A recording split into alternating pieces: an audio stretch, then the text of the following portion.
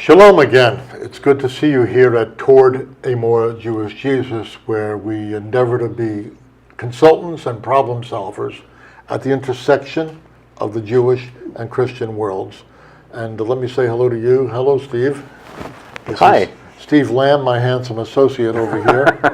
Well, it's really good to see you now, Stuart. Yeah. Well, I want to pick up on something that we talked about the last time. We were talking about, you mentioned small groups, but I think that small groups is a misunderstanding of what we need in order to make the social experiment of growing in Yeshua faith and of sharing it with other people.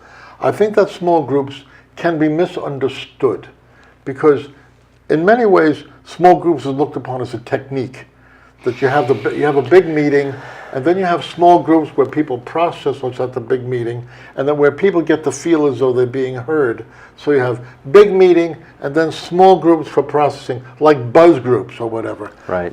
I don't think that's the way it works, and that's not the way it worked in the Brit Chadashah in the New Testament. I want to prove my point. I want to look at Acts chapter 16. Just for a minute, there's as a matter of fact, I'm going to ask you, Steve, to read this. Acts chapter 16, beginning in verse 11 to verse 15. Do me a favor, read that. 16, verse 11 to 15. It's a whole paragraph there. So setting sail from Troas, we made a direct voyage to Samothrace, and the following day to Neapolis, and from there to Philippi. Okay, Philippi is an important city in Macedonia. Go ahead, please. Okay. Which is the leading city of the district of Macedonia and a Roman colony. We remained in the city for some days, and on the Sabbath day we went outside the gate to the riverside, where we supposed there was a place for prayer. And we sat down and spoke to the women who had come to gather. Let's just pause for a minute. You got to realize that everything that happens in Philippi, which is very important in the Brit Chadashah, it starts out with a women's meeting. So don't be disparaging of that. Paul and Silas were looking for someone to talk to where they'd have some kind of traction in sharing the message of Yeshua with them. They knew that they should start with a Jewish community that knows the Bible and has got some background. They go down to the river where they expect they'll find some people praying, and they do. They find a group of women. But read more, please. Okay. One who heard us was a woman named Lydia from the city of Thyatira, a seller of purple goods, which was very expensive fabric in those days. Yes, sir. Who was a worshiper of God. All right, so now she's a worshiper of God. She may be a Gentile God-fearer. Right. Good. She's not a Jew. She's a God-fearer, which means she worships the God of Israel, but she's probably not a convert. So go on, please. Okay. The Lord opened her heart to pay attention to what was said by Paul. And after she was baptized, and her household as well, she urged us, saying, "If you have judged me to be faithful to the Lord, come to my house and stay." And she prevailed upon us. Now look at that. She comes to believe, and since they're right there by the river, these are Jews. She's hanging out with Jews. They understand mikvah. They understand the rite of passage whereby you go through immersion as a transition from one spiritual state to another. She ends up going through that immersion there at the river, and then her whole household comes to believe. Now that's not unusual in the New Testament. It's usual. Mm-hmm. Her household comes to believe, and then she says to Paul and Silas, "If you judge me faithful, come and stay in my house." So her house becomes action central for everything that's going to happen in Philippi. Now, that's something that you don't usually think about, but it's a household. Later in the chapter, we read that there's a slave girl who's a fortune teller who's got a pythonic spirit, and she tells fortunes, and she earns a lot of money for her owners. And she's following Paul and Silas as they go around preaching. And finally, after 3 days, Paul is sick and tired of her speaking about them, and he casts out this spirit that she has. Then Paul and Silas get thrown in prison. Because they ruined this guy's economic life. They did. Right. They get thrown in prison. They even get beaten, Yeah. and they're in prison, and they're singing in the middle of the night, where they don't know what's going to happen the next day. But in the middle of the night, there's an earthquake, and all the shackles in the prison open up. The prison jailer knows that if his prisoners escape, he's dead meat. So he's going to kill himself right at that moment. Paul says, "Stop, we're all here." The Philippian jailer then realizes these people are people of God. They've been singing about their God, singing about how their God saves them. Then, zam, there's an earthquake and they're set free. So he says to the guys, "What must I do to be saved?" He's asking, what do I need to do to be on the safe side of this God you serve? And you're singing about judgment to come and all that. How do I get on the right side of things? Paul leads him to Yeshua faith. His whole household comes to believe. There again, a whole household comes to believe. But look at the end of that chapter, end of chapter 16. Do me a favor, read the last 2 verses of chapter 16, Steve, if you don't mind. Okay. So they came and apologized to them. That is, the city officials apologized to Paul and Silas for imprisoning them because they realize they're innocent and they realize they're Roman citizens. They never should have beat them in the first place. Right. And then read on. And so they took them out and asked them to leave the city. So they went out of the prison and visited Lydia. And when they had seen the brothers, they encouraged them and departed. So before they leave Philippi, all of this takes place in a day or so. Wow. But already there's a community at Lydia's house. He talks about Lydia and the brothers. That is, the members of the Yeshua believing family there. That's the way it happens in the Brit Hadashah. So my point is, which I'm going to emphasize, is that small groups are not a device by which what happens in the big meeting is processed. This small group, which I would call a be'er, a well, it's a Hebrew acronym for Beit Otzar Ruchani, a spiritual treasure house.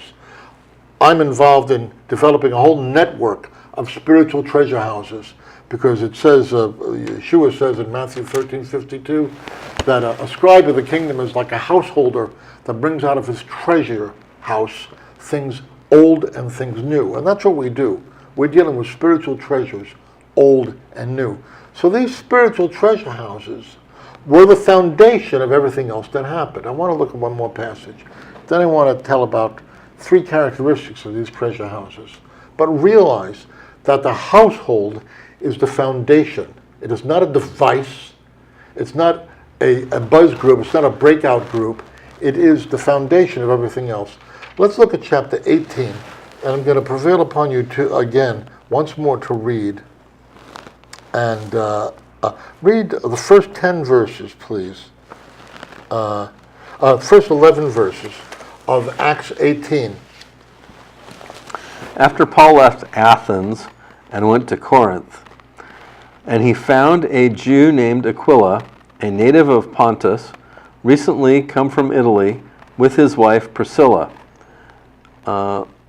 because Claudius had commanded all the Jews to leave Rome. All right, so Paul comes to Corinth. He's got an agenda, and we're going to talk about his agenda in a moment. He's a man with a mission. He came to Corinth with one thing in mind, unleashing the kingdom of God amongst the Gentiles in Corinth, which is really what God has called him to do. In the power of the Spirit, in the name of Yeshua, he wants to bring Gentiles into the kingdom of God.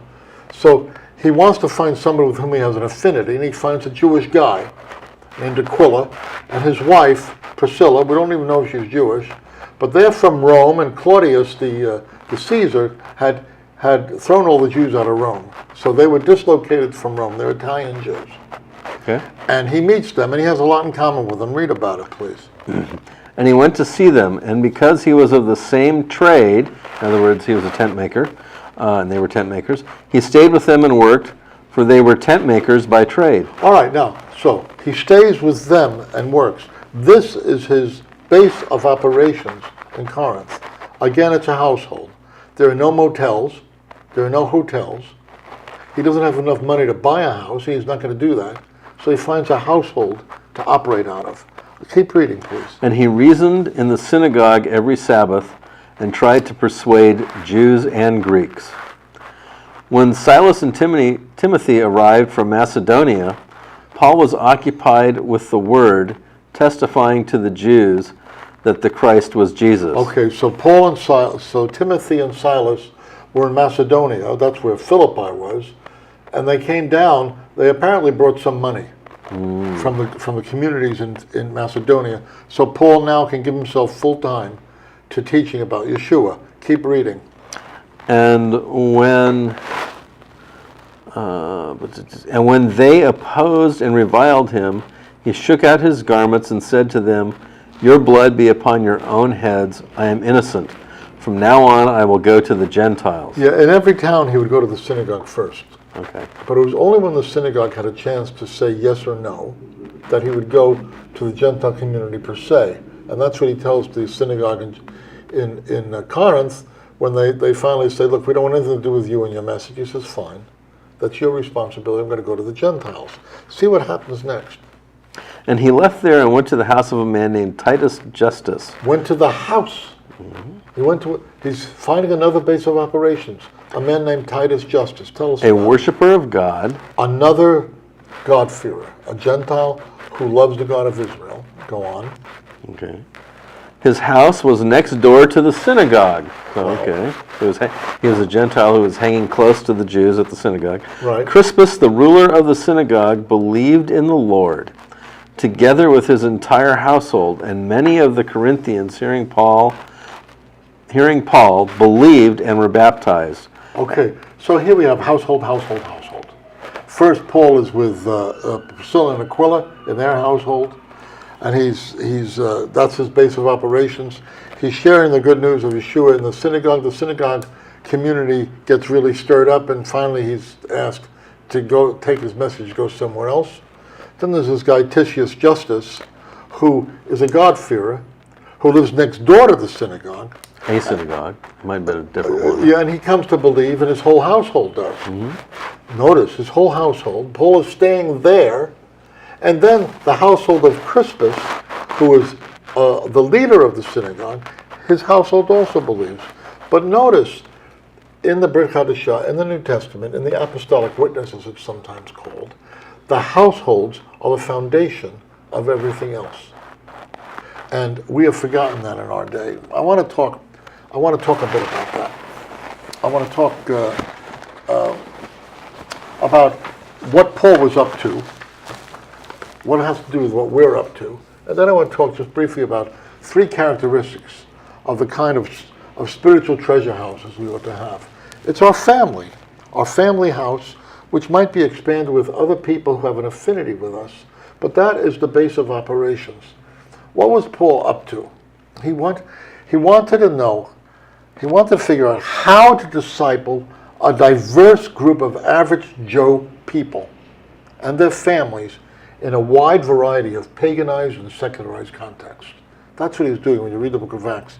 He's going to a wide variety of paganized and secularized contexts.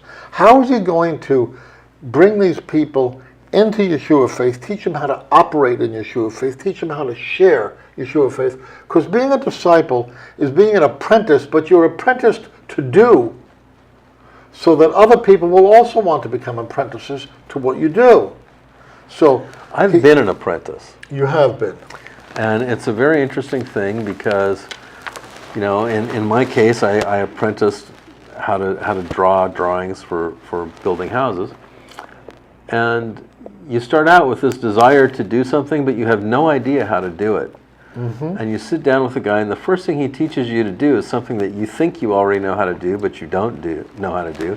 He teaches you how to hold a pencil. And then he teaches you how to roll a pencil as you move it across a straight edge. And he teaches you how to use a straight edge. And I mean, you literally learn from the ground up as if you're a child.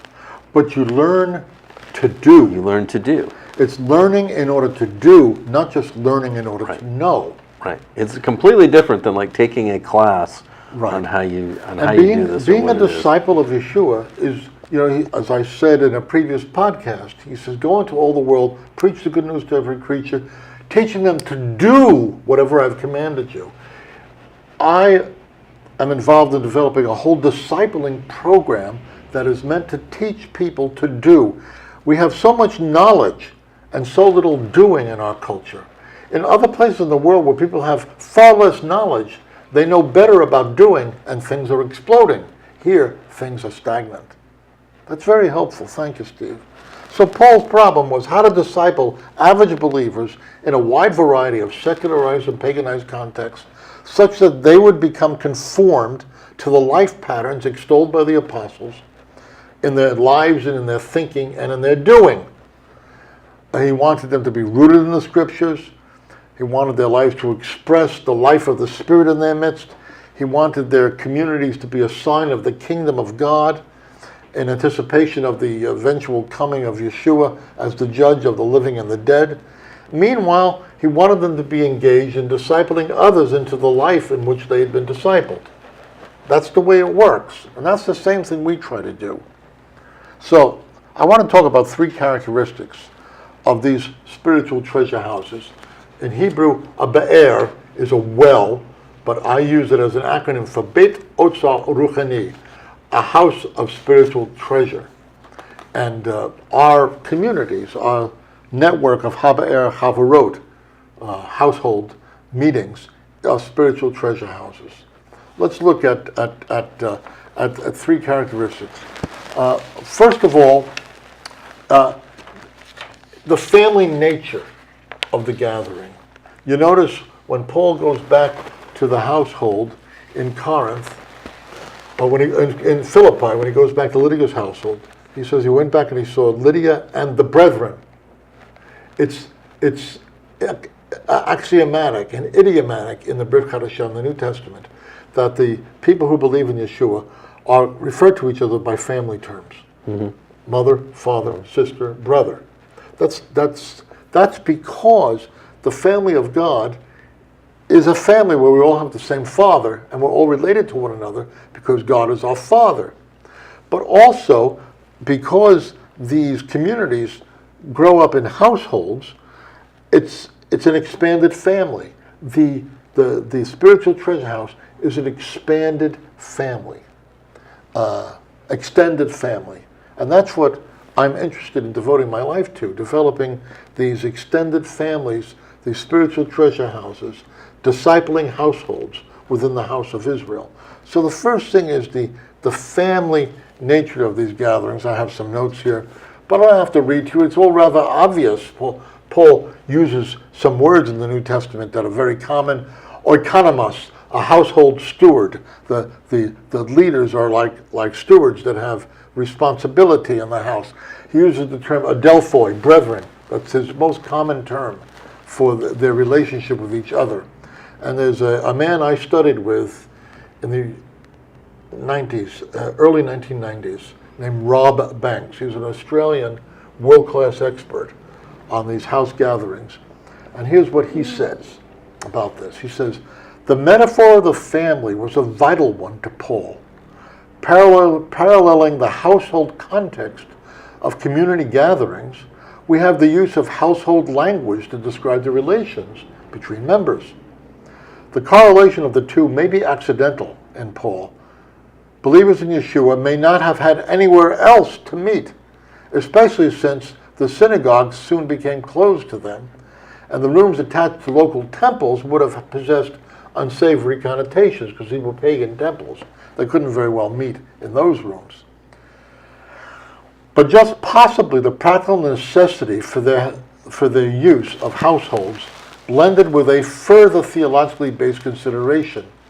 For given the family character of the Yeshua-believing community, the homes of its members provided the most conducive atmosphere in which they could give expression to the bond they had in common. So they needed a place to meet. Houses were good, but since they were all part of the family of God, households was the perfect place to meet because that's where family happens. So, again, I do not believe in using small groups as a device. I believe that the spiritual treasure house, the household, the discipled and discipling household, is the foundation from which everything else develops. We were talking recently about a prominent large church in the San Gabriel Valley. Oh, yeah. And you told me something I did not know, that church started over 100 years ago from a group of women who had Bible studies in their homes. They actually, one of the reasons that they started the church was that they had 3 or 4 Bible studies that they would go to on Sunday in these various different homes.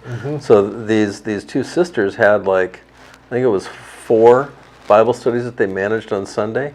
And so they actually got everyone together to buy a piece of property and start a church, because it was so much work for them to do the circuit on Sunday. But they were wrong in one respect. I agree. The church was their house.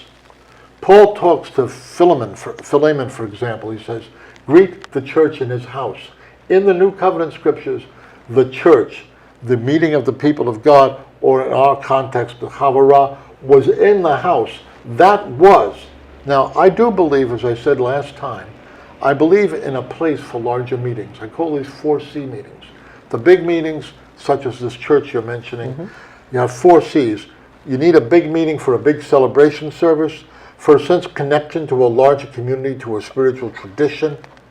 There's a second C, so celebration, connection. Thirdly, you need a place where commitment is catalyzed. The big meeting is a great place for a booster shot for the commitments that everybody shares in common. And fourthly, for the sake of the children. The children need to see that there's a bigger world out there of people their age who believe as they do.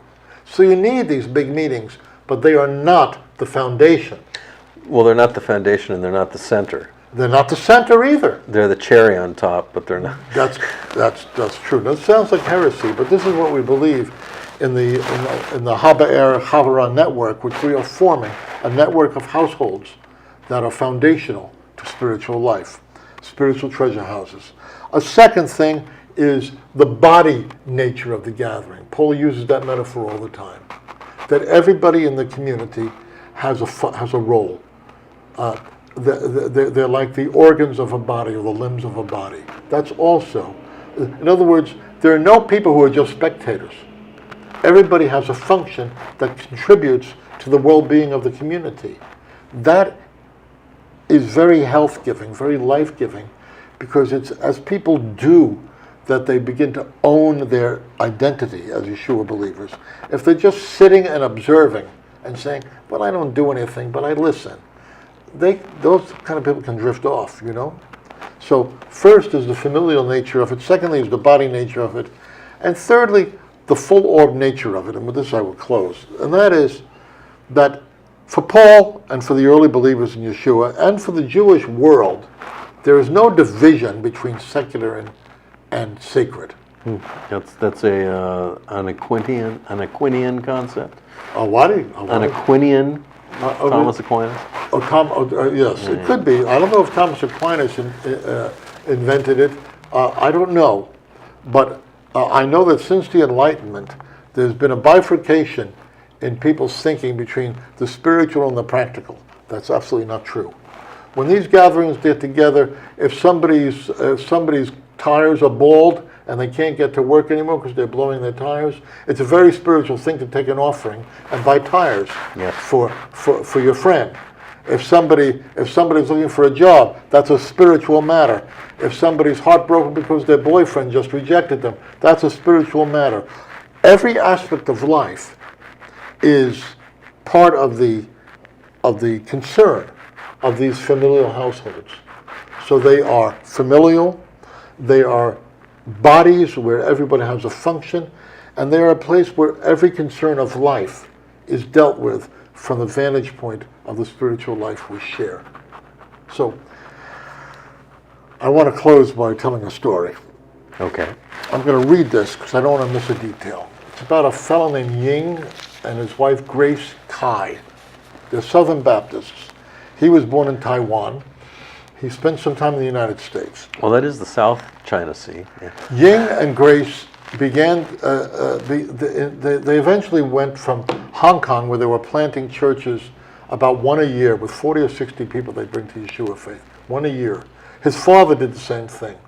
But eventually, they felt called to go to mainland China. Wow. And he was very intimidated about that because of the force of communism and because of the sheer numbers of people. And they tried a different approach. Now, let me share this with you. Ying and Grace began by training one class of 30 believers. They taught the trainees that each of them had a unique story to tell of how they had come to Yeshua faith. They trained them to tell their story and help them to identify 5 people that they would share with the following week. So they took all of these 30 people, normal people, and they said, all of you. They're not evangelists. They're not professionals. They're farmers and they're factory workers. And they taught them how to tell their own story and then tell that story to 5 other people. The next week, 17 of the 30 trainees reported sharing their story.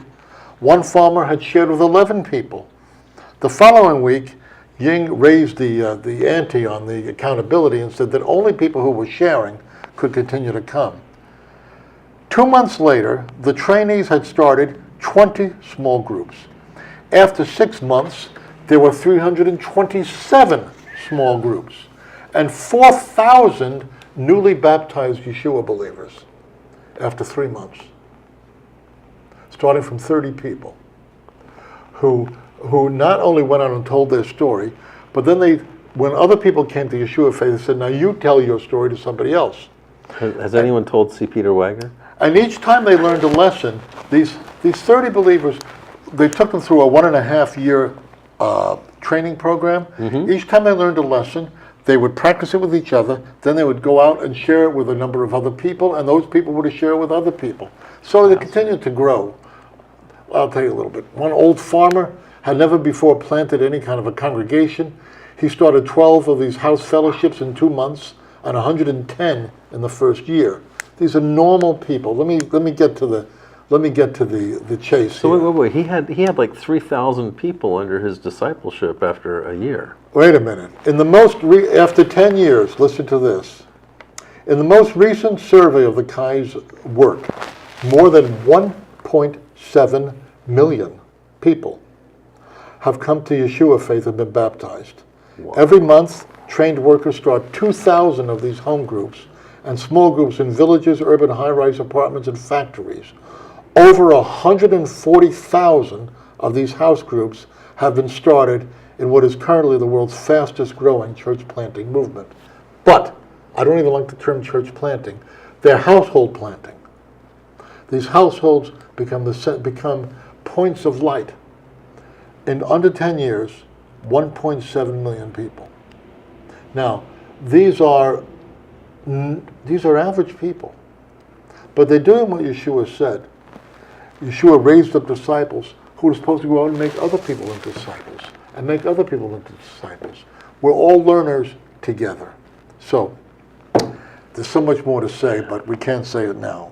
We got to say goodbye, though, and remind people that everything gets better when people get together around a more Jewish Jesus. We'll tell you more next time. Shalom for now. You may support our work at Toward a More Jewish Jesus by sending your tax-deductible contributions to Interfaithfulness, P.O. Box 6137, Altadena, California, 91003, 6137. That's Interfaithfulness, P.O. Box 6137, Altadena, California, 91003-6137. Please make out your checks to Interfaithfulness. If you prefer donating on the web, please visit us at www.interfaithfulness.org and look for the donate button in the lower right corner of the page. We invite you to follow us too at our Interfaithfulness Facebook page. Thanks for joining us today at Interfaithfulness, where everything changes for the better when we move toward a more Jewish Jesus.